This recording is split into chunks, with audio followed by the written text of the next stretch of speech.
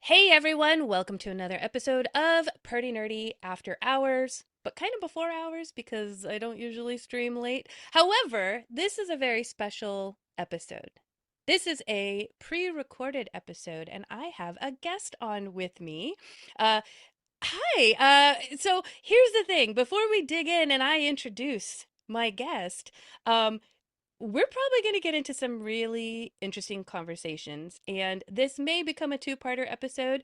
We have yet to figure out if that will happen, but I want you all to dig in because we're going to get into some really interesting stuff. So my guest today here is Kelly Williams.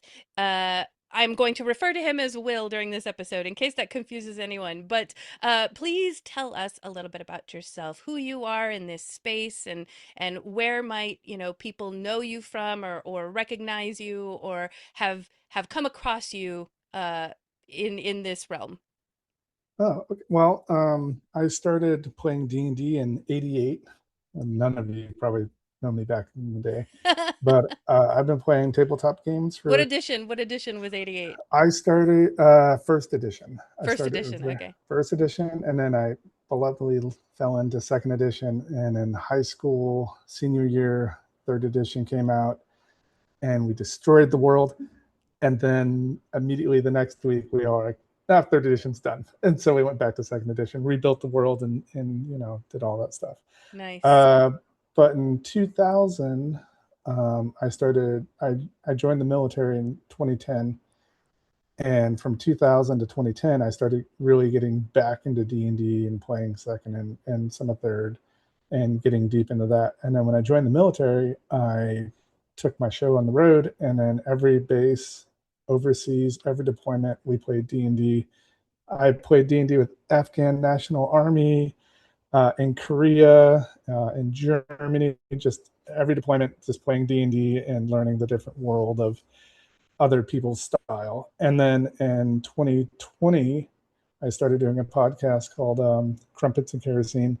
And then I did Maximum Roll, which is an interview podcast. That's how I got into interviewing people. And then Crumpets and Kerosene was an actual play, fifth edition. Before Dungeon Crawl was on my radar, I developed a game that was, you got sucked into a video game, and it was more of like Borderlands Oh, style, and wow. then season two went into more D&D style. And then I started producing World of Darkness, Vampire the Masquerade with Mark Reinhagen. I interviewed him, and then I joined his team of folks at his new company, Lost Lorn Games. And so I started getting into the World of Darkness Wow. and started writing and publishing a lot of that stuff and D&D. And during my interview time, I met Luke, and I interviewed him a few times. And then about a year afterwards, his partner, Matt Everhart, Oh, was like, yeah. "Hey, I need help." And then so I joined the GAC Inc. team. I think I was the first employee, and we did the G20 magazine. And now I run his uh, uh, what's it? The not actual play, but the organized gameplay for Gary Con. Mm-hmm. And then we're slowly venturing out to other places. And Wow. Oh, so I live in Belgium now. I work for NATO, and so I don't go to many cons anymore. But you'll mostly see me at Gary Con, and I'm running around, and we got. I think this year we have 46 games. Always looking for GMs.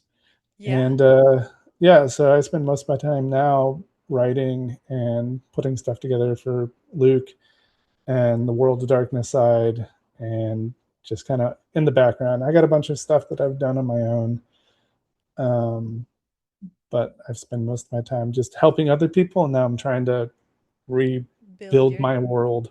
Yeah. Yeah. So Yeah. a little bit. That's, All right. So I want to tackle. So you mentioned you were playing a lot in the military. And of course, before, were you the player or were you the DM or did you switch off? well, I was mostly the GM. When I joined, I was always older than the rest of my unit and everything. And so Mhm. some of them kind of played fourth edition and Ah. into fifth edition. And then I got them to like broaden their horizons with second edition. I use second edition as my base, but when I run games, I mix all from first to fifth, and I Yeah. mix it all into one campaign style. And so it's a little bit of everything.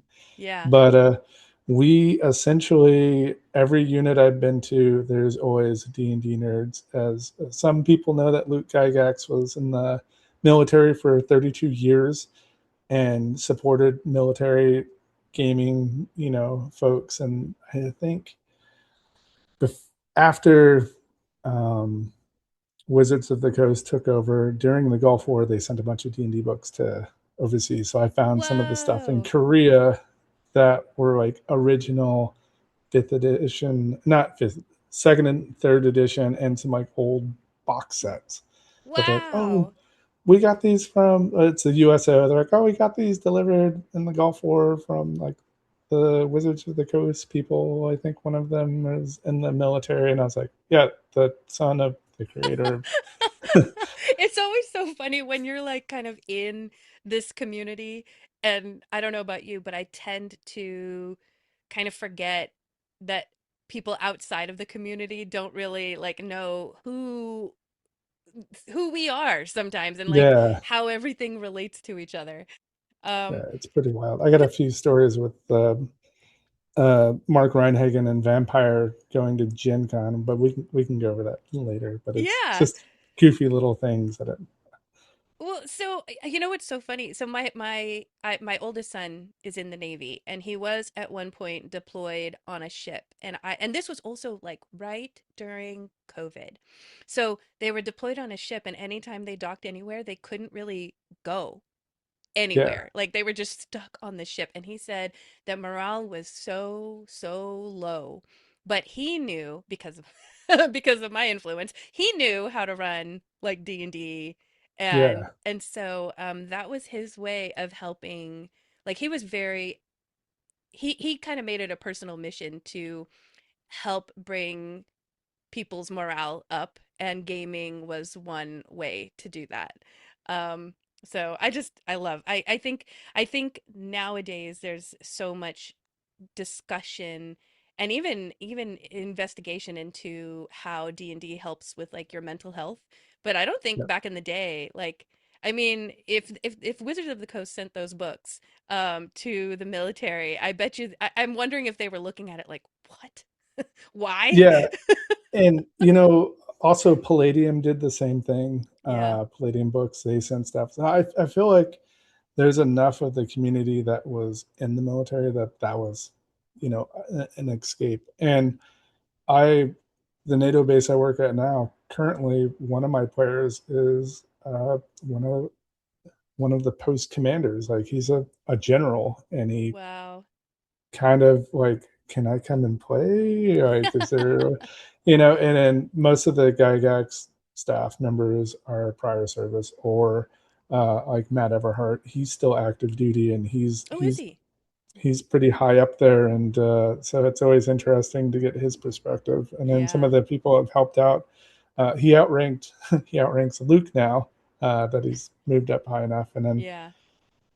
it's just one of those things where I think, you look past uh, your everyday grind, and everybody loves fantasy. Everybody loves the Game of Thrones and Willow and all those movies that just kind of go back, and you can just be and do whatever you want. And then having, tabletop RPGs open that door to where you're surprised at how many people come in and like have never done it and fall in love with it, which is, Right. you know, Yeah. it always gets me every time I get new players. I'm like, oh my God, I had no idea that you would play or that you would play. And, but, it's one of those things where the community's everywhere and it's kind of just tucked away. But, once someone pops up like, your son, people gravitate, and it helps. COVID was rough. I have a lot of Marine and Navy and Air Force friends that were on ships or in tight locations that they gamed to Yeah. to get past whatever the moment is. Yeah. Yeah. It's just it's amazing. So you mentioned that you live in Belgium and then you said you don't do conventions much anymore. Do you not do like the Essenspiel? I don't know how to pronounce that. Uh, Essenspiel. yeah, All those ones over there.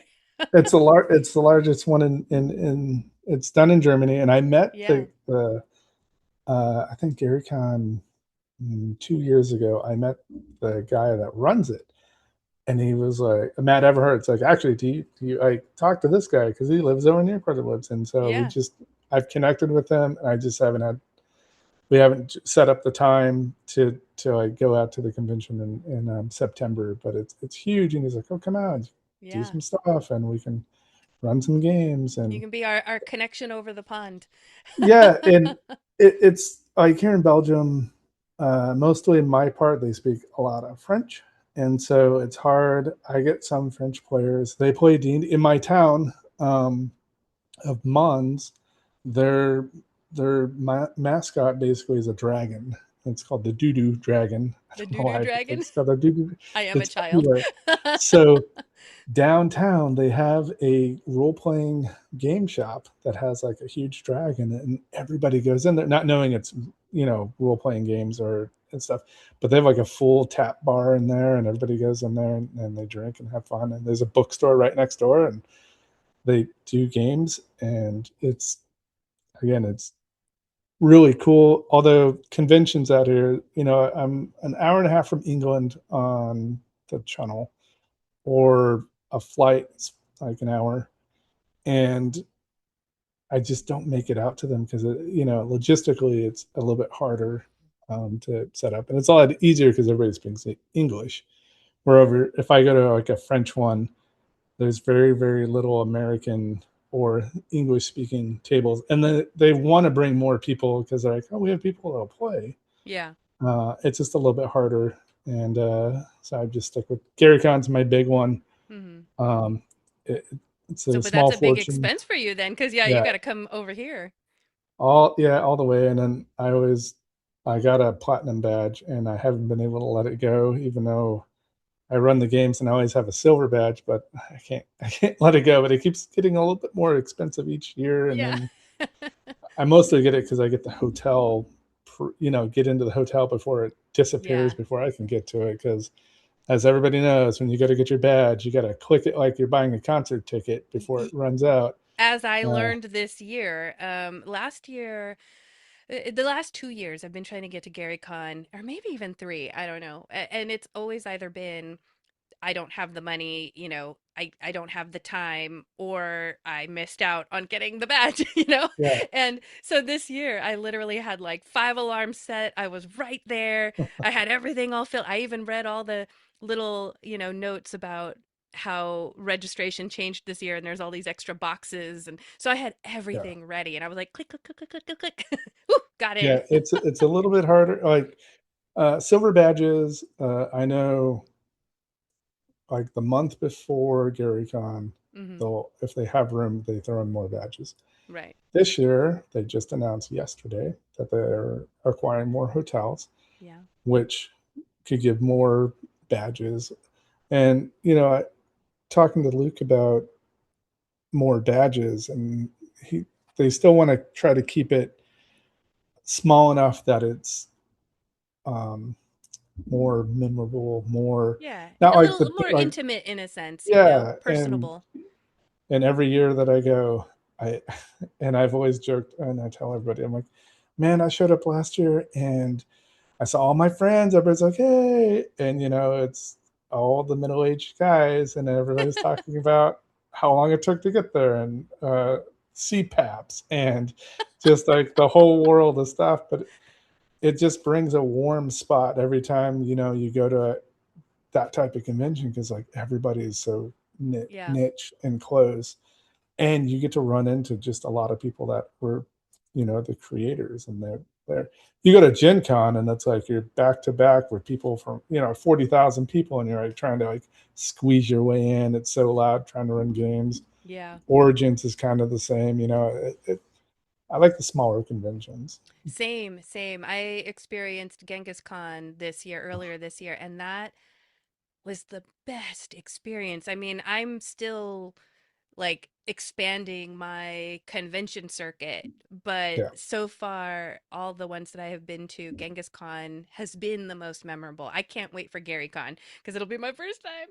Oh yeah, yeah. And we're also looking for GMs too, by the way. We Yeah. got some open spots. Actually, I Uh, think you yeah, I think I'm already connected to something you might be a part of. yeah, yeah. Yeah. One of our folks, which he's our publisher for Mm, one of the publishers for Gat Kings, and um, yeah, I was like, hey, you need to get 3 tables, and we can try to get this room, yeah. but I need you to sell 3 tables for the length of the day.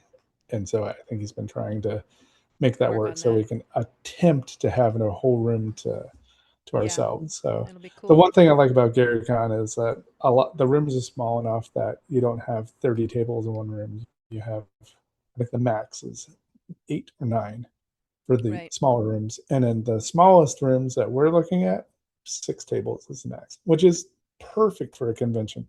You don't have to shout. Most conventions, I'm like raspy voice by day 4. Yeah. My first Gen Con, we were pre-testing a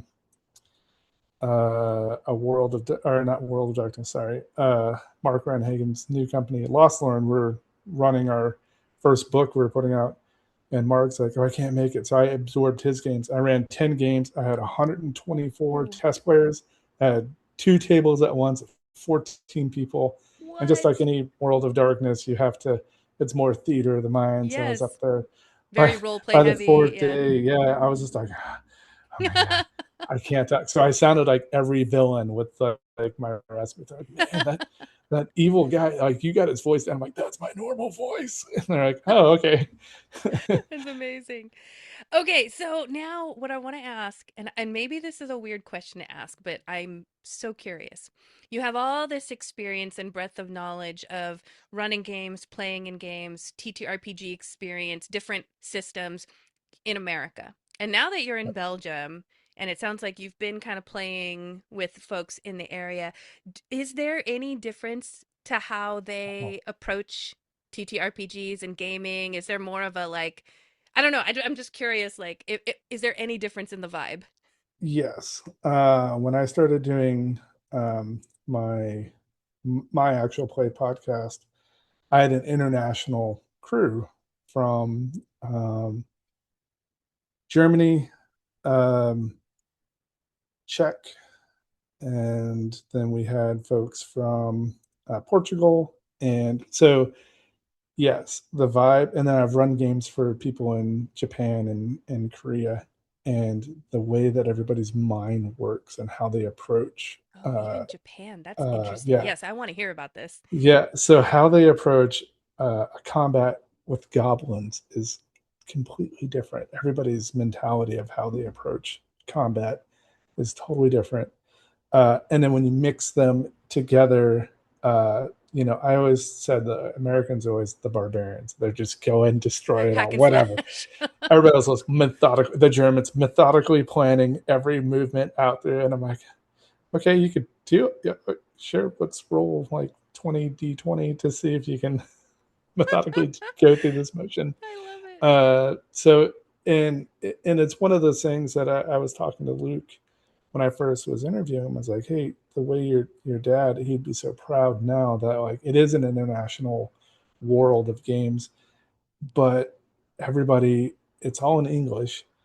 And every country that I go to, I always go in and try to find the D&D books. And the first 5 pages, maybe 10, are in the local language. But then to pass that, it's English. So Really? the struggle is for a lot of these countries, it's not translated. And so to even play by the standards of Dungeons and Dragons, they have to learn English or at least Yeah. the fundamentals of how to use the tables and the charts and stuff. And the fact that they're taking the time to do that, it's amazing because then they don't want to rush through everything. They already spent so much time developing their ability to play Dungeons and Dragons based off of Right. English books, and they don't even speak English. Um, it just sets the whole realm. So when I started playing with all these different countries and folks, even in Afghanistan, the Afghan soldiers a little apprehensive with D&D because the whole the demons and the like. They looked at the book, Ah. they're like, "Oh my god, this is terrible." I'm like, no, it's all like, but the way they approach everything was very. We're in a country that is conflict based. Everything was like trying to avoid conflict, and it made me Mm. think really hard. I'm like, well, okay, I can see, because I thought they just want to push through everything and destroy, kill the dragon. No, they wanted to befriend the dragon. They wanted to like build the town and do the stuff, Wow. and it's a lot different. So every group that I've ever been in has been um, completely different to Yeah. style, except for American conventions. You get your table of 6 people and you pray And they that don't break the four everything. hours they don't destroy everything, or they get along enough to get through the campaign or whatever it is. So that's why every convention I do, I change up the rules and I make it more like I gauge on like the table and how they want to roll, how they want to do this. Some tables want to go straight into combat, destroy everything. Some want to puzzles. I try to gauge and figure out. Mm-hmm. And some of my the vampire ones that we did, they had no combat. They didn't fight anything. They wanted puzzles. They wanted like Yeah. theater of the mind. They wanted to work through stuff. And so uh, That's really interesting. it's one of those things you just have to be adaptable as a professional GM. You have to look at your table and adapt to who's around you and how they Right. function as a team. Because again, it's 4 hours. They might not know each other. Some of my Garricon games, some of them, their home group would go and they'd all play in games together. And I talked to them last year about that. I'm like, hey, you guys are at my game origins. And they're like, oh, Mm-hmm. yeah, yeah, yeah. Well, we travel, we go to conventions, but we play in other people's games as a group. And so I was like, that's so cool. I never even That is thought cool. about that, to go with your friends and play in a game. So I'm always trying to get my friends to do a game together, but we're all professional GMs. And so we're like You always have running to be games for running. Yeah. companies. Yeah, we're always doing stuff. And I'm like, God, okay, this year I'm only going to run 6 games. And everybody's like, that's a lot. I'm like, yeah, yeah, yeah. I made it so that I can at least play in 2 a day and run one, and Yeah. then make sure all my GMs, because right now I'm at 6 GMs. I need 12 to Yeah. successfully. We're at 140 players right now, and I want to double what we did last year. So I'm trying to get 220 is my Yeah. goal. That's Uh, amazing. That's kind of my goal. I need to figure out how to balance my schedule at conventions so that I can also play. 'Cause 9 times out of 10, I am just running, running, running, and I worry about playing. I feel like I'm not giving enough of myself to the convention or something. yeah, But yeah, then I miss especially out. when you get invitations to come in. I had so many games. I was like, oh man, I'm totally gonna do your game. And I go to sign up, where they're like, oh, just come up to the table and sit down. People would love to play. And Yeah. then I'm like, oh, I totally missed that game. I missed that. And I have to go and find them. Yeah. But what I've learned for GaryCon is like, I don't do games past 6 o'clock. Yeah. 6 o'clock, that's when everybody gets done with the vendor hall, and they all just go into the main hall. And there's usually Stefan does a night where it's all like rock music, and every night You mean something only different. one night? He only does that one night? No, he does it every night. I was And gonna then say. if you have if you have a gold, a platinum, and I think this is the only bad, you can get into the VIP uh, events, and he's always in there just like playing loud. I feel like I Last year have he had never a seen boom him box, without, and yeah, without music. He had a boombox, I yeah, think, at Genghis Khan too. yeah, Um, he's just that uh, guy that always he travels with music. yeah. And every year it's so funny because this year or last year I was sitting at the bar the day before everybody showed up for GaryCon. So all the vendors and the organizers all show up the day before. So I got there the day before.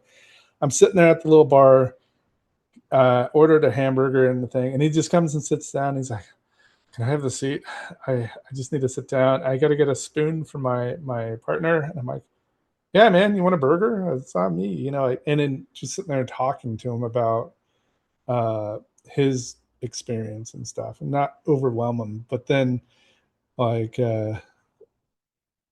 just random other people just walk up, sit down, and like, "Oh man, uh, all right, cool. This guy, Yeah. Harold Johnson just comes sits down and he's like, "Hey, how's it going?" And I've been a guest a few times with him at some conventions, so kind of know him. Same thing with Stefan, but he forgets me every single year, and it takes him a little bit. He's like, "Oh yeah, you're the guy with the arm tattoo," and like yeah, I bought you the beer in Germany when you came out and did the thing, and he's like, Yeah. "Yeah," and I'm like, "I get it." You get bombarded, and Yeah. that's like the other You thing, meet but so many people. that's the trick for running games. Do them early, about nine to two. It's perfect time. People will come and play the games, and then from three on, get into a game, and then spend your evenings just hanging out with everybody and All right, cool getting tip. the knowledge from people around you. Because as long as you don't like aggressively go towards up to like Kim or I mean Alphinius and some of those other folks, and you're not just like bombarded, they'll sit and have a conversation with you Yeah. and talk to you about gaming. Mark Hannum, he sat down, I bought him a beer, and we talked about a mechanic. I'm like, hey, I'm trying to figure out this mechanic. I'm trying to go through. He wrote a lot of the original second edition, first edition Mm. mechanics. And I was like, hey, can I ask you a mechanical question? I'm just trying to work through it. And he's like, yeah, man, sure. Instead of just starting that with the conversation, we talked a little bit beforehand, but that's the benefit of Gary Cons. You can go there and meet a lot of these people and pick their brains before you're just in passing saying, hey, can I get a picture? Yeah. Or, something like that where you can, you know, have a real conversation and get some knowledge, which Yeah. is, important if you're a game designer to learn from the people around you, Well, that kind of absorb as so much that as you that kind of can. pivots to what I wanted to ask you next. I mean, you were kind of already touching on the subject and leaning into it, but I often do a panel at some of the conventions I do about how to get a job in the game industry. And I kind of wanted to ask you, since you are also in the industry, what would be your advice to someone who wanted to get into the game industry and how to get into it? Like the biggest thing that I can think of is just humbly work your way in. Mm, Um, because you might be really good at writing a story, writing an adventure, and breaking it down and learning how to do that. Which I tell everybody, if you want to learn how to write an adventure, look at the old adventures, see how they do the layout, and then base it like how you like make it as simple as possible, hmm. and then slowly build a small following. Publish Hmm. like the G20 magazines, roughly 30 pages, like 10,000 words. That's about as much as you need for an adventure. Not overwhelming, just enough knowledge that the GM can do a 4-hour game based off of a little story.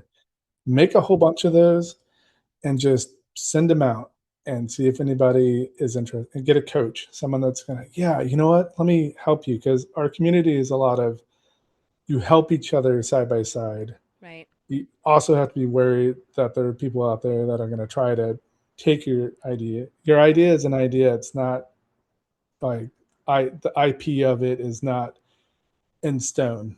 A Right. D20 is a D20, a D6 is a D6. However you base everything around that, um, just the fundamentals of your story is yours. Right. But how you use the mechanics to play that is pretty much been done by everybody. Right. So it's how you twist it. Um, Partnering up with people is great. Soloing is it's gonna take you a long time to get into it.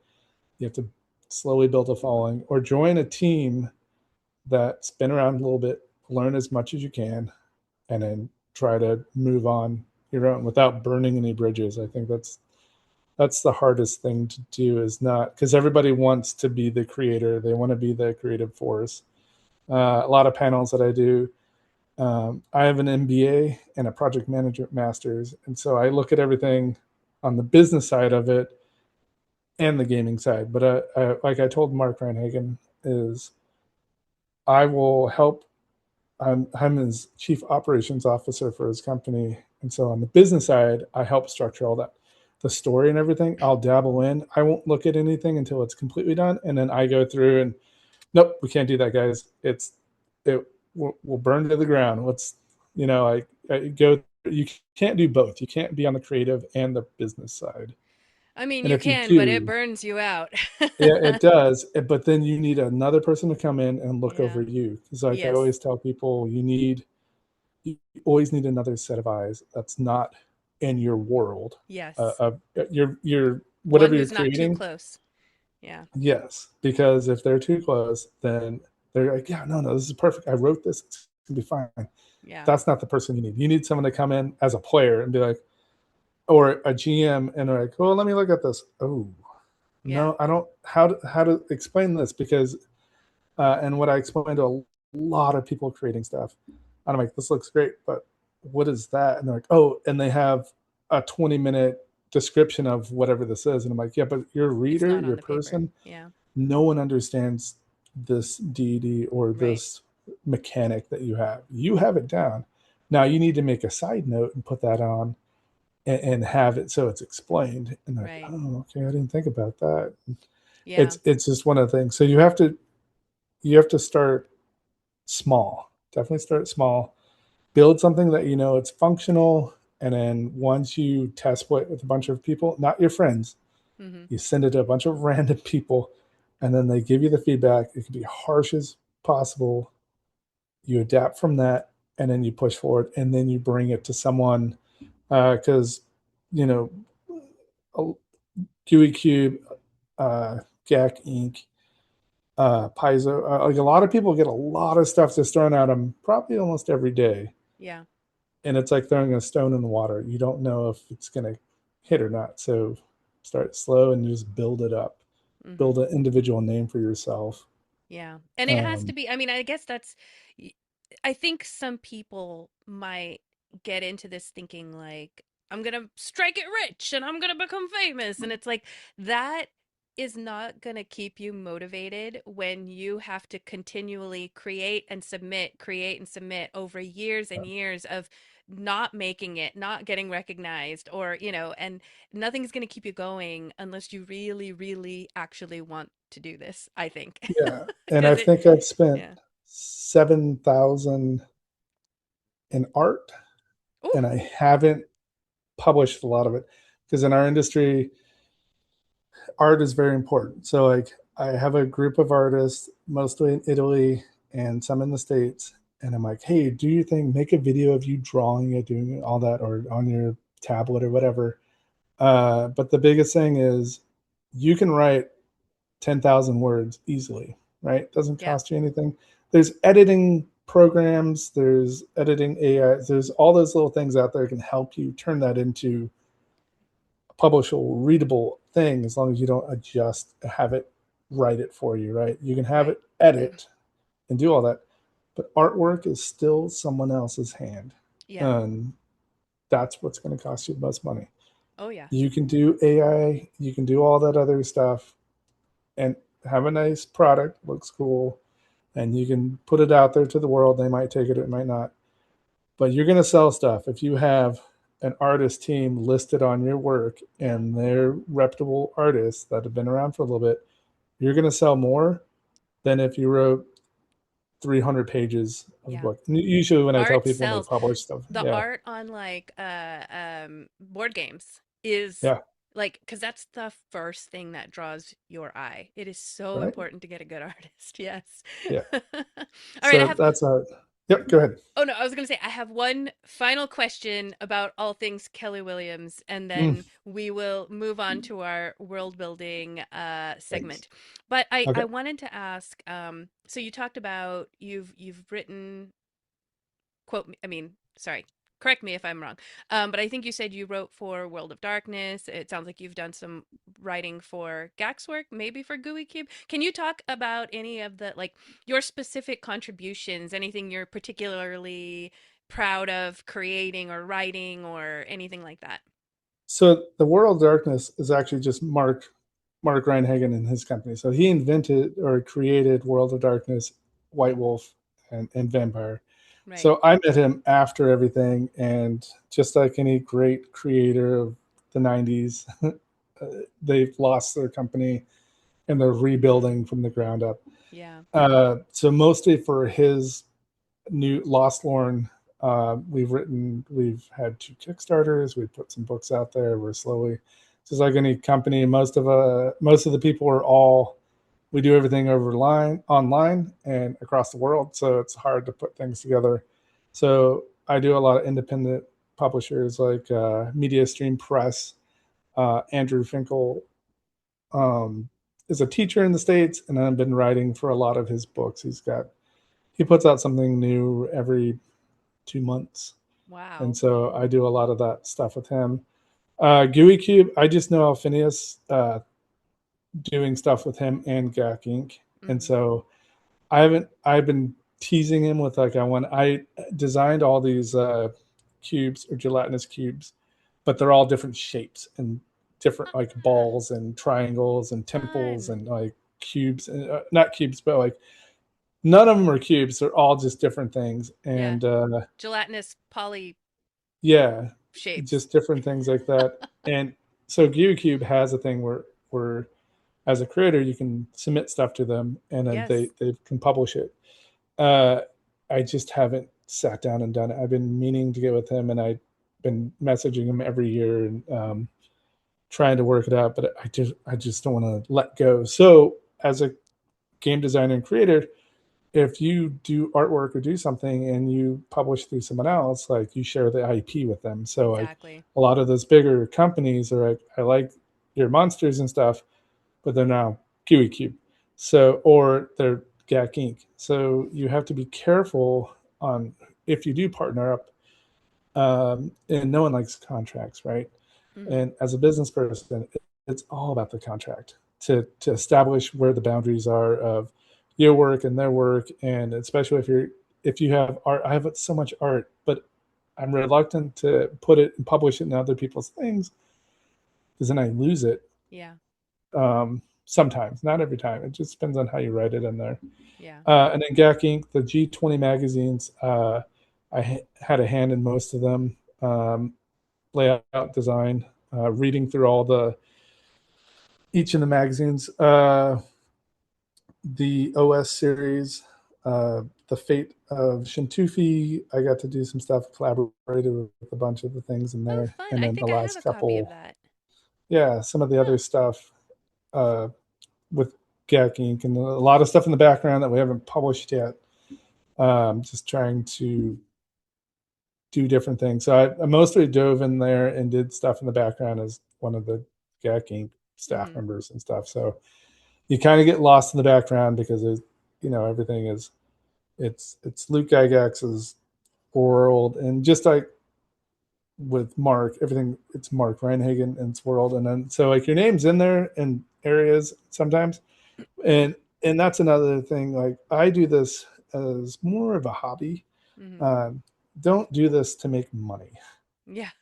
unless you have a ton of money to kickstart and put in advertisement, because anytime you see these kickstarters that make millions of dollars, Yeah. they are putting 20, 30,000 into advertising knowing that they're going to get that back. Right. um, do it for the love of it while you're doing it until you can make money from it, Yes.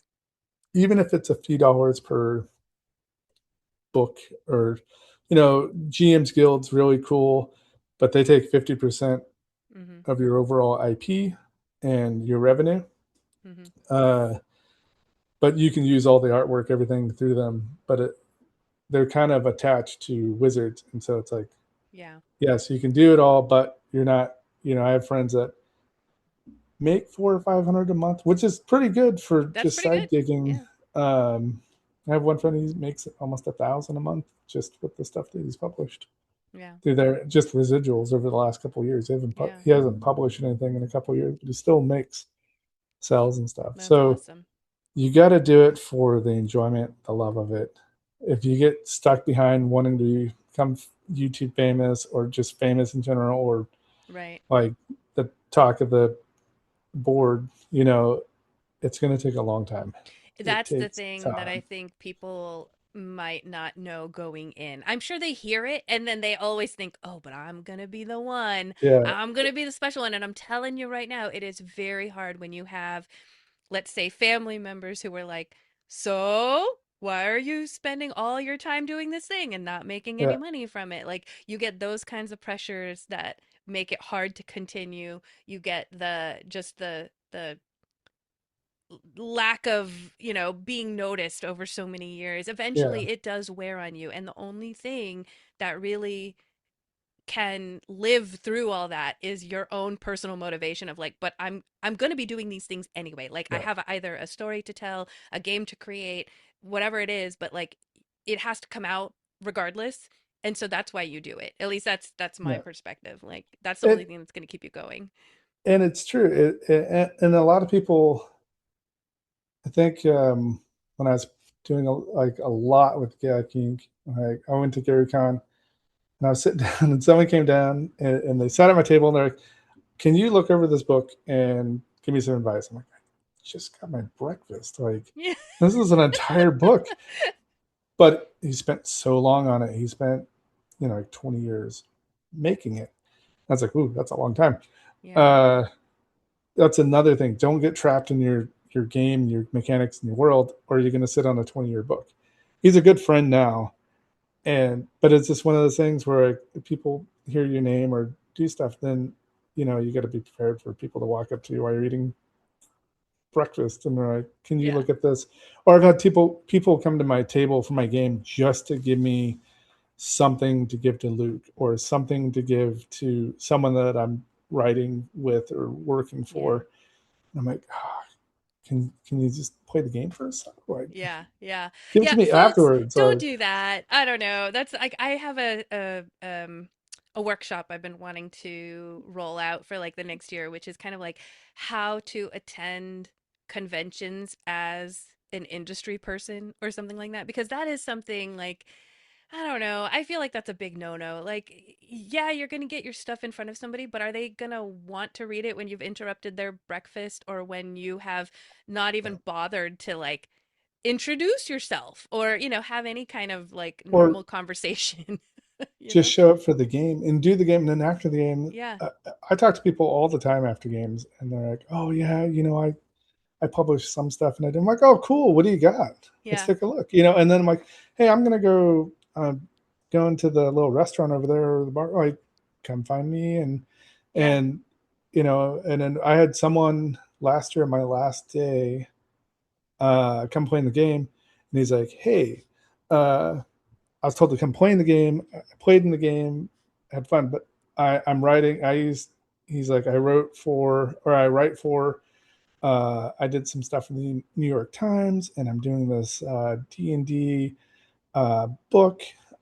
He was embedded with the Oath Keepers and the January 6th. And he's like showing me videos. I'm like, oh my god!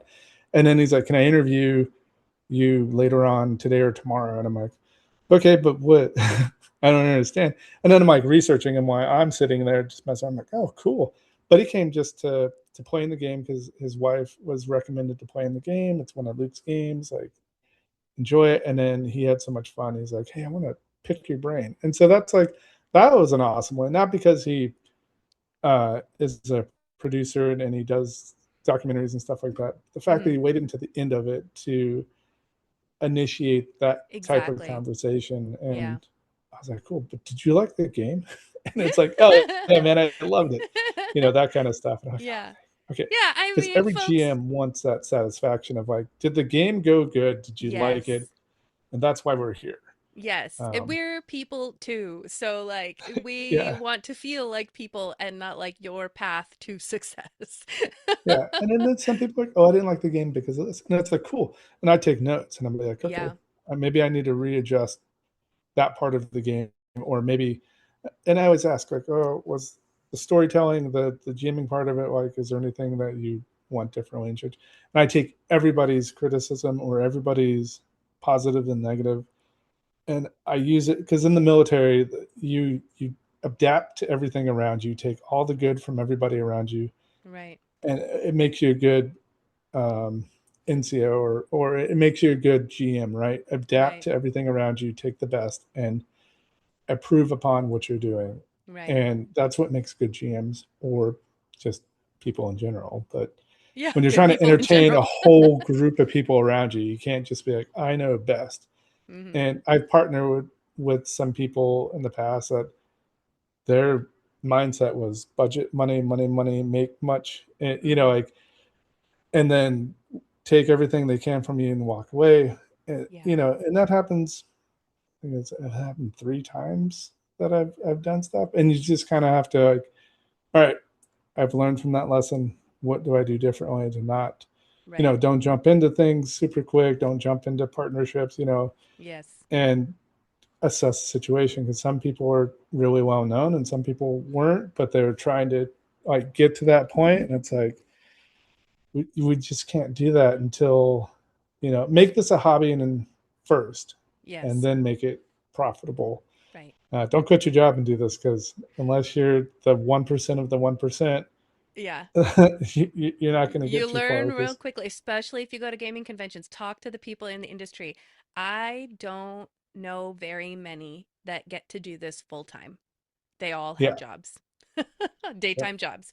So, all right. Wow, that was so much fun. So, yeah, everybody, just so you all know, like I had Kelly, I'm sorry, Will.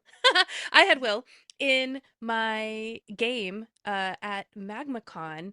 I ran Liquid Hot Magma, and so I've seen Will around in my sphere online of like connections, and this was the first time we got to interact, and we had so much fun.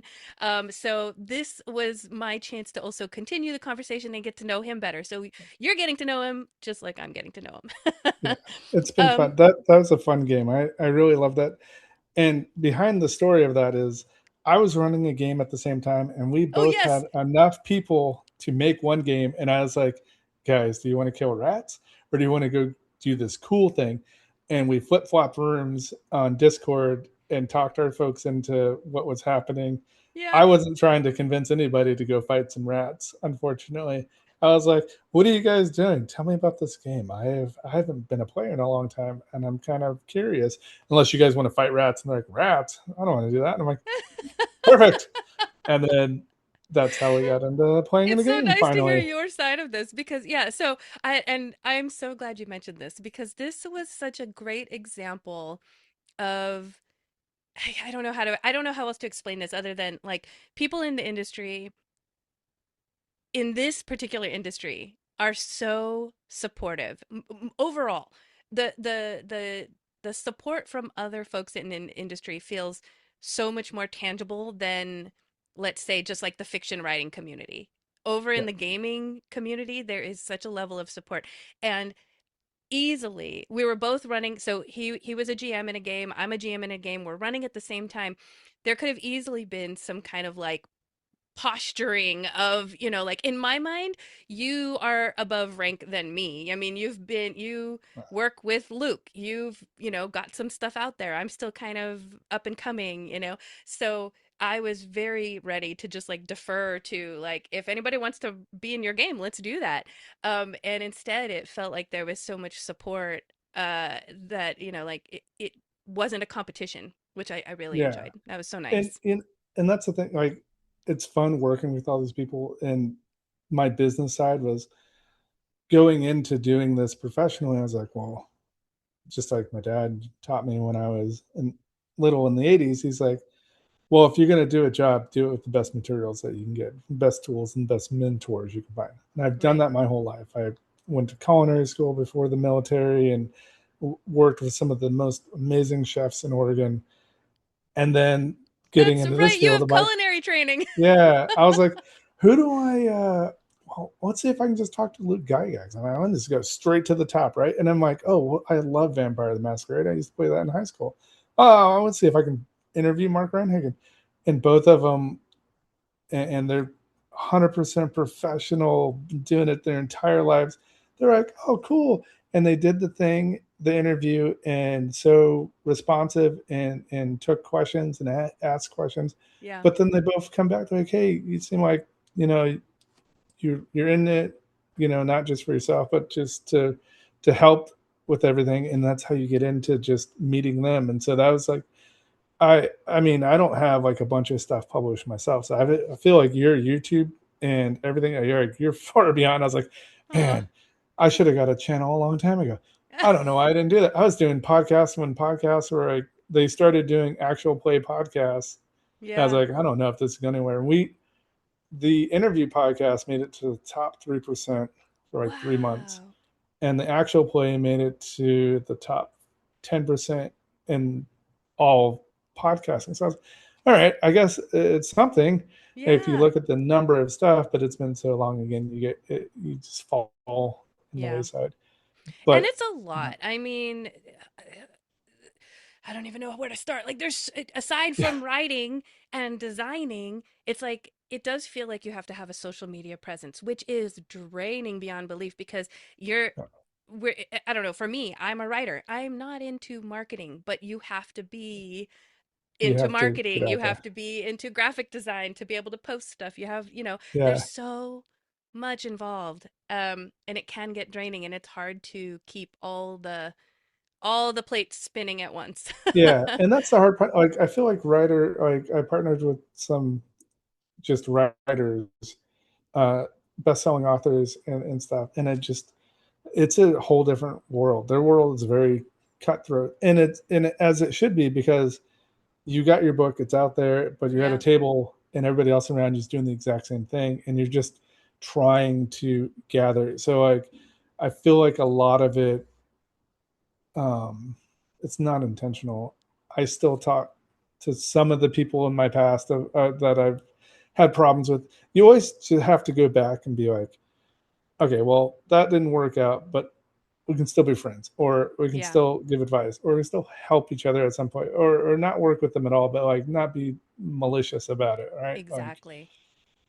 that's not our community. We can't do that. You see them in passing. I see the people all the time at GaryCon. It's like, hey, how's it going? But would you work with them again? Probably not. But you don't have to be cruel and destroy them on Yeah. like different platforms or have people like talk behind them. And so that's the worst thing you can possibly do. Right. But in the writing world, again, it's such a small community with such a big demand of book publishing because you got to get the attention of everybody. And Yeah. now no one wants to read a book because they don't have time. They want to hear the audio version. So it's like, oh, now you got to pay for this edit Yeah. and then I have to sell it. Or you can be like Matt Dinneman and get a sound booth company to like pick up and crush it. And I think Right? that's really what like exploded his entire world Yeah. was Jeff Hayes's ability to do 200 characters Yes. and and Unreal. That yeah, guy is so talented. yeah. So those are the half of 1% of the 99% that get successful in our industry. Mhm. And so, yeah, they do $1 million Kickstarters because they have 20,000, 50,000. I backed his Kickstarter for the, I did too. yeah, I was like, I think I was 337 or 37. I can't remember what number I was, but I was I like, gotta look. but I did the celestial box. I didn't even bat an eye, and I'm like, that's marketing right there. If you can get someone to click a button for $487 and not think twice about it, Yep. you got it. It's not You even did really it. You him. It's made it. it's that company that he partnered with a Kickstarter company or a backer kit company that's their job is to Yeah. do all that stuff. I don't know if you saw in my server, but yesterday, so another friend of the show, friend of mine, Nat 20 Dicery, I talk about them a lot. I have Yeah. handfuls of their dice and I love their dice. But they just posted yesterday, announced yesterday, they are the official like dice makers associated with the Dungeon Crawler Carl TTRPG. That's So I am crazy. so excited for them, and also because I'm their friends, like I can't Yeah. wait to get a set of whatever it is they're making. That's yeah, and that's the So, beauty of like our community is really small, and so like you see your friends around you, yeah. and the uh, dice companies and people that are able to partner with the bigger ones and do all that, which is great. And then it's really hard. I feel like in our industry, you have to be very careful on your partnerships because like the whole battle of the bards. I don't know if you've seen that in the last couple of years. It's Mm. been a slow struggle for Satine to get this book finally done and Oh, yeah. published, Hmm. um, and I Yeah.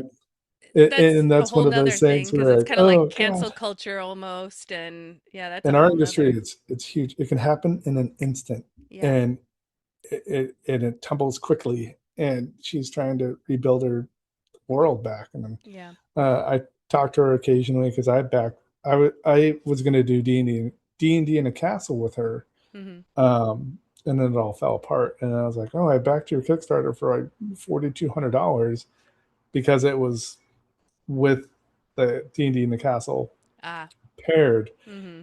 And I felt so bad. I was like, oh, Uh, but that's an awesome strategy to raise your Kickstarter by partnering with a company it was like $3,700 to do D&D. If you want to do D&D in the castle, it's in England. Lumley Castle is amazing. I've done it twice, and uh, now I live close enough where I could just go down there. One of my best friends, Tim, the GM, he runs games for them still. Ran into him at GaryCon, and it's been amazing. But it's like $3,700 plus you have yeah, to buy your own plane ticket, and then you still got to get your own room at the castle. So yeah. But people you do know, it, right? I mean, oh yeah, like, all the time. I keep getting it's like, oh, you should wild. come out. I'm like, I mean, when I think about it though, like I'm doing this TTRPG cruise, which I think by the time that's this awesome, episode airs, I will be literally on the cruise. And so cool. even that, like my brain was like, are people actually going to pay money to go on a cruise and then let me run games for them? But like people do. And that's the thing, So, and it makes us as the GMs like at GaryCon. I make coins. I make scrolls with like when they do a search, I mhm. don't just tell them, "Oh, you found this." I give them a scroll. It's a completely random thing. It could be a boon. It could Yeah. be a disadvantage. It could be something horrible, or it could be a weapon. It could be an item. I'm friends with Nerdarchy, and they sent me a couple of boxes of their Kickstarter a couple of years ago for Dungeon. What's it called? It's their tarot card set, Uh-huh. and so I put those cards out, so I don't have to sit there and come up with a whole bunch of stuff. Oh, But nice. then I just throw a card, and I'm like, oh, it's a legendary item, and I'm like, oh god, all right, how are we going to get through this? Because like now they get like an orange item, Yeah. but I feel as someone that we don't charge at Gacking to play our games, but when you have people that pay money to be at your table, you're like, ooh, I got to I come got to with perform. props. I got to Yeah. have something. I got to be like on point, because not only did they pay to be there because they want to play in the game, but you feel like a performer almost, and you have to have a bag of tricks. You have to Right. have something to make Yes. them feel like, yes, it was Special. worth this Yeah. $100 or whatever it is. Yeah. So I always have like little potion bottles and little scrolls, and then all my GMs. Um, I give coins. I wrote this thing. Luke signed them all. Like, Yeah. just these little things that make people feel a little bit more, welcomed, Yeah. players and GMs, which is key, right? Because you want Yeah. people to play in your games. You got to make it super exciting, because just Yes. sitting in front of a screen and not having any inflection in your voice or a voice for a character or something, you're going to lose people quickly. So if you're known as that GM that has like the cool stuff, or at GaryCon, my last game of the day, because I have a platinum badge, I can't bring all this swag back with me to Belgium because it weighs so Oh much. I yeah. got like 4 bags, and then you get a bag for being an organizer. And I'm like, oh, whoever's at my last game, everybody like, oh, here you get this book, of something, or you get this dice, or it's just stuff I can't carry with me. So like at the end of my game, people are like, next year I'm at your last game, because I just give away, stuff. Yeah. And Yeah. unfortunately, That's but the So cruise, that's that's the tip for awesome. you all is make sure you schedule your last game of of a GaryCon. con, yeah, with someone who has a lot of swag.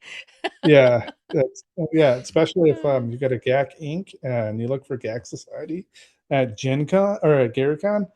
All of our GMs will have cool swag for everybody, and if you're in my last game, you're gonna get all kinds of crazy things. I bought a set of the GaryCon dice for all my players, because I was like, oh, I might as well just give everybody a set of dice. Because the previous game, someone didn't bring dice. I'm like, how do you come to a convention? You don't bring dice.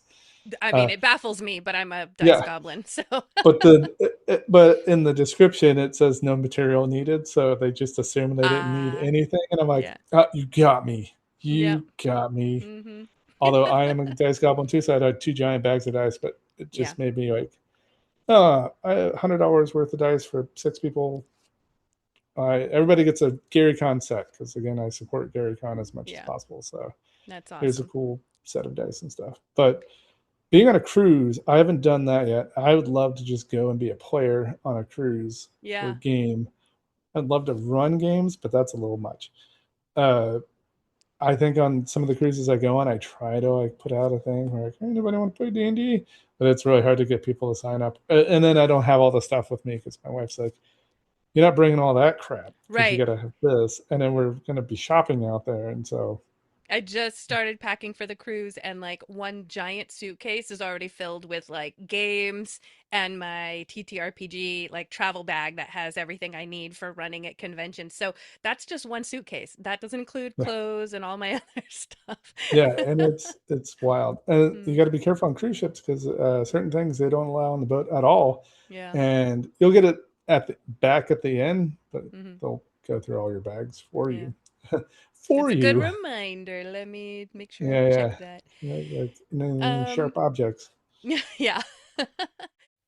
Okay, we had way more to talk about than I had anticipated. I kind of thought we might run long, but we ran really long. So, it was all good stuff. I don't want to cram it all into just one episode. So, we're going to stop right here. I'm going to turn this into a two-parter episode. This is the end of part 1. But don't worry, we are definitely not done. In part 2, Will and I pick the conversation right back up, so make sure you come back for the rest. Until then, keep your bulb lit and keep creating, and I will see you after hours.